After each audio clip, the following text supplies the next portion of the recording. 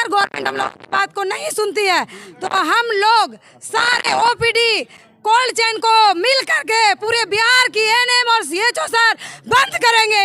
उसके बाद सदर में भी हम लोग बंद करेंगे। सदर को तो नहीं होगा तब जाके भूख हड़ताल करेंगे, फिर भी नहीं मानेंगे तो पटना में ही सब लोग बैठे रहेंगे। नीतीश कुमार नौकरी ही दिए हैं, दिए उसका हम सम्मान करते हैं, लेकिन नौकरी दे दिए अब बेइज्जत कर रहे हैं। हड़ताल की इतनी कम सैलरी में सरकार हमको बताए, ये मंगल पांडे हो या फिर नीतीश कुमार हो, 15,000 की मंथली में और रह के दिखाए और अपने बच्चे को उच्च गुणवत्ता की शिक्षा दे के दिखाए कि कैसे।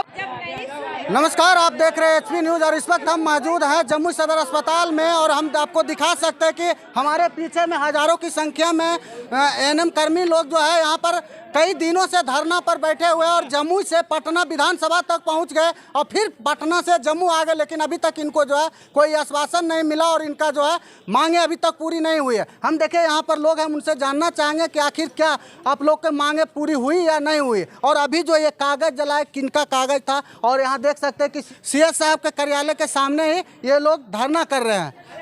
सबसे पहले तो हमारे चैनल में आपको स्वागत। हाँ, मैं सभी लोग यहाँ पे उपस्थित हमारे अभिनंदन करती हूँ जो हमारे सहयोग यहाँ पे कर रहे हैं, उनका मैं अभिनंदन करती हूँ। जिला संयोजिका रानी कुमारी। हाँ। आप कई दिन से धरना पर बैठे हुए हैं और जम्मू से लगातार अभी हम देखे कि आप पटना विधानसभा तक पहुँच गए और फिर पटना विधानसभा से फिर आप अपना डिस्ट्रिक्ट में आ गए। क्या आश्वासन मिला था? वहाँ अभी हम लोगों को कोई आश्वासन नहीं मिला है।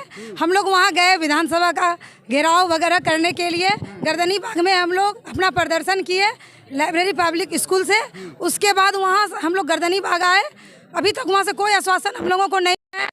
अगर गवर्नमेंट 8 तारीख से हम लोगों का अनिश्चितकालीन धरना चल रही है, अगर गवर्नमेंट हम लोग बात को नहीं सुनती है तो हम लोग सारे ओपीडी कोल्ड चेन को मिल करके पूरे बिहार की एएनएम और सीएचओ सर बंद करेंगे। उसके बाद सदर में भी हम लोग बंद करेंगे, सदर को भी ओपीडी बंद करेंगे, नहीं चलने देंगे। सरकार को जवाब देना ही होगा और हम लोगों की मांगों को पूरा करना ही होगा, क्योंकि हम लोगों के साथ दोहरी नीति कर रही है सरकार। सबके साथ करनी चाहिए ना उनको। हम लोगों का समस्या नहीं दिखता है उनको, क्यों नहीं दिखता है? अभी तक सरकार क्यों नहीं जवाब दे रही है? ये चीज़ उनको अभी तक हम लोगों को जवाब देना चाहिए। कोई अभी तक 22 से हम लोग 8 तारीख से अनिश्चितकालीन पे है और आदेश पे आदेश, ये कहाँ का नियम है? क्या सरकार को डराया जा रहा है, धमकाया जा रहा है? एफआईआर करेंगे, उससे नहीं डरने वाले। क्या 20-20 हजार संख्या को जेल में बंद करके रख सकती है सरकार? सरकार से जवाब मांगिए। कौन एफआईआर का बात करते हैं? हम लोगों का ब्लॉक से प्रभारी के द्वारा धमकी दिया जाता है कि आप लोगों पे एफआईआर होगा। कौन है प्रभारी आपका? हम लोगों की ब्लॉक की प्रभारी है, वही ब्लॉक से हर प्रखंड के अलग अलग प्रभारी होते हैं। नाम होंगे ना प्रभारी का? सभी प्रभारी न कहते हैं। अच्छा, सभी प्रभारी। हाँ, सभी लोग सभी धमकी दिया जा रहा है। हाँ, धमकी दिया जा रहा है हम लोगों को। निश्चित धरना जो आप लोग कर रहे हैं वो निश्चित धरना को बंद किया जाना है तो एफआईआर। हाँ, सैलरी का भी बोलते हैं, सैलरी काटा जाएगा। ठीक है ना? ऐसे भी तो हम लोगों का एक्सिस बैंक में ऐसा आंदोलन चलाया, 1 महीना के अंतर्गत सारे एनएचएम कर्मी का एक्सिस बैंक में अकाउंट खुलवाया गया, उसमें 5 लाख रुपया का इंश्योरेंस का लालच दिया गया हम लोगों को।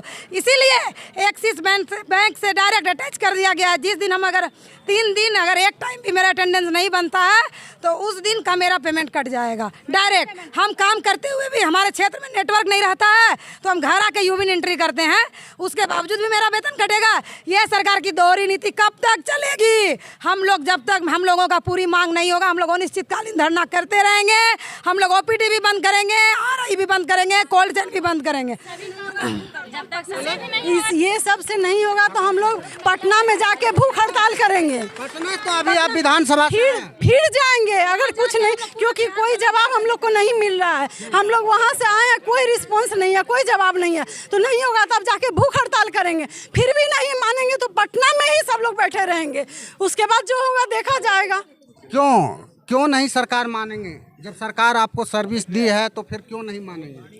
उम्मीद है कि मानेंगे, इसीलिए तो हम लोग कर रहे हैं हड़ताल। मारना तो पड़ेगा ही। हम लोग इतने सारे बहने हैं, इतनी ईमानदारी से काम कर रहे हैं, फिर भी सरकार नहीं मान रही है। 10,000 में कर रहे थे, 15,000 में काम कर रहे थे, ऑनलाइन सारा काम हम लोग पे थोप दिया गया।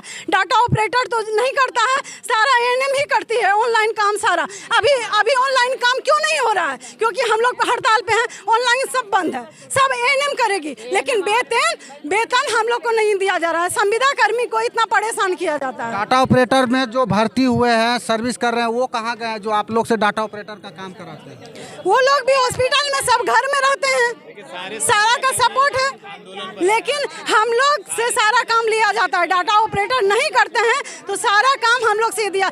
8 काम ऑनलाइन हम लोग करते हैं। लाइट अगर चली जाती है, हम लोग जंगली क्षेत्र से हैं, लाइट चली जाती है तो 5-5 दिन लाइट नहीं आती है। पीएससी में जाके हम लोग वहाँ बैठ के यूविन करते हैं। जनरेटर का व्यवस्था है पीएससी में, तो वहाँ जाके यूविन करते हैं, लेकिन घर में तो जनरेटर का व्यवस्था नहीं है। 10-15 हज़ार में क्या करेंगे हम लोग? कैसे यूविन करते हैं हम लोग जानते हैं। अब अटेंडेंस कैसे बनाएंगे? अगर लाइट कट गई तो 5 दिन 6 दिन लाइट नहीं रहती है। हम चकाई पीएससी से हैं, 5 दिन 6 दिन लाइट गोल रहती है, फिर हम लोग उस टाइम क्या करेंगे? आरक्षण तो सरकार बहुत दी है नीतीश कुमार जी, फिर भी आप लोग आरक्षण दिए हैं। देखिए, नौकरी भी दिए हैं। आखिर नीतीश कुमार नौकरी ही दिए हैं। हम लोग इस लायक थे जो कि हम लोग को नौकरी दिए, ठीक है, नौकरी दिए, उसका हम सम्मान करते हैं, लेकिन नौकरी दे दिए, अब बेइज्जत कर रहे हैं। हड़ताल करना हम लोग को खुशी नहीं लग रहा है। नौकरी दे के बेइज्जत कर रहे हैं, तो नौकरी दिए, अब बेइज्जती कर रहे हैं ना। क्यों हड़ताल करना हमको ठीक लग रहा है? हड़ताल करना ठीक नहीं लग रहा है। मजबूर आके हम लोग हड़ताल कर रहे हैं। हमको बहुत शर्म लगता है, खराब लगता है कि हड़ताल कर रहे हैं, रोड पे कर रहे हैं, लेकिन फिर भी कर रहे हैं ना।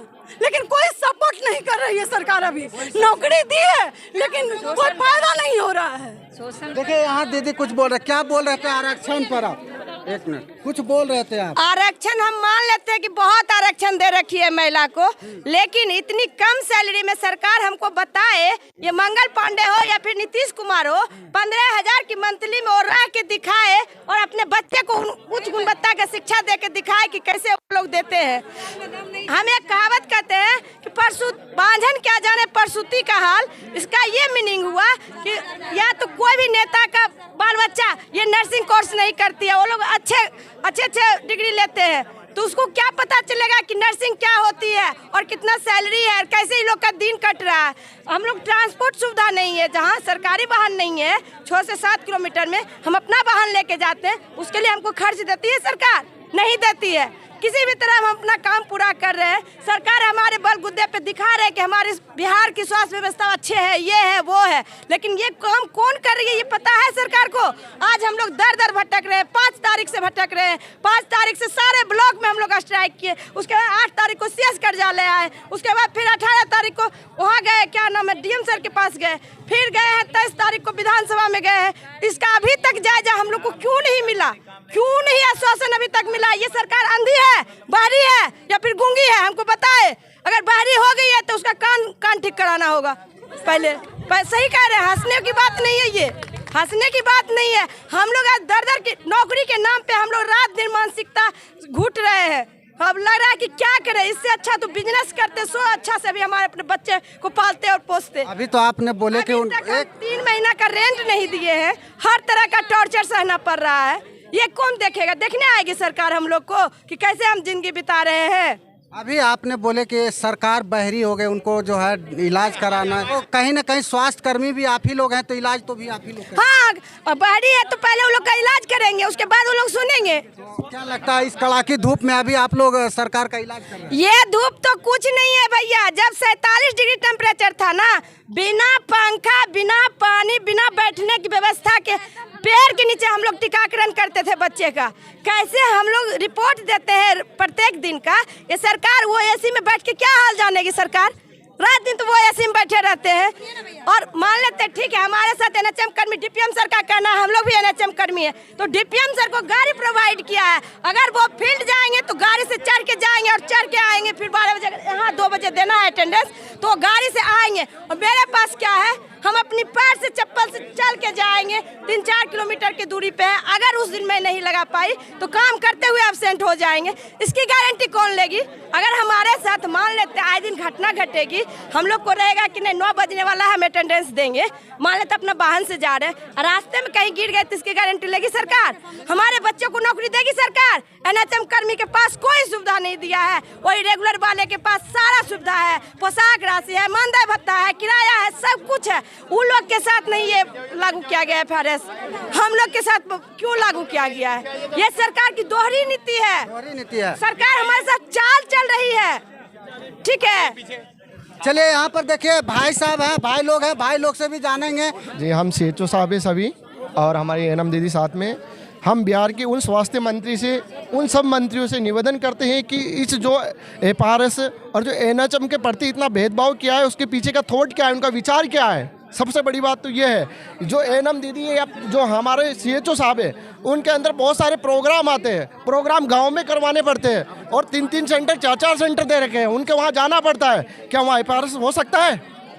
और उनसे ये पूछते हैं कि इतनी डिस्टेंस पे नेटवर्किंग आता है, कभी नदी है, नाले हैं। और दूसरी बात ये है कि 5 महीने से सैलरी नहीं आई। हमारे राजस्थानी भाई सब जितने हैं 5 महीने से किराया नहीं दिया।